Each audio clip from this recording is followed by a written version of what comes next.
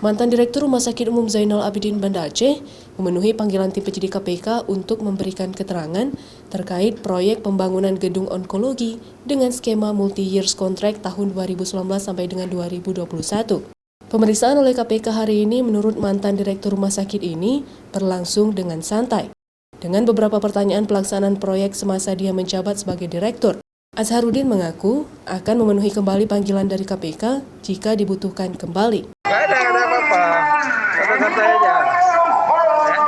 Santai aja, maka nanti akan dipanggil kembali. Nanti kalau perlu dipanggil kembali, akan dikabarin. Ya. Belum ada kabar. Ini terkait onkologi ya? Multi-years. Semua Aceh yang punya multi-years, kita tanyain.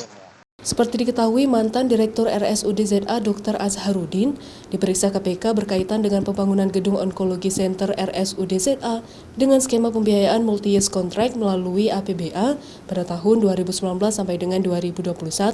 Pembangunan gedung onkologi yang sedang diselidiki KPK ini dengan anggaran mencapai 237 miliar rupiah. Proyek itu diduga bermasalah serta diindikasi adanya tindak pidana korupsi. Azharuddin diperiksa di lantai 3 Gedung Badan Pengawasan Keuangan dan Pembangunan Perwakilan Aceh. Proses pemeriksaan Azharuddin yang dilakukan oleh KPK selesai sekitar pada pukul 12 siang. Mustajab, Kompas TV, Banda Aceh.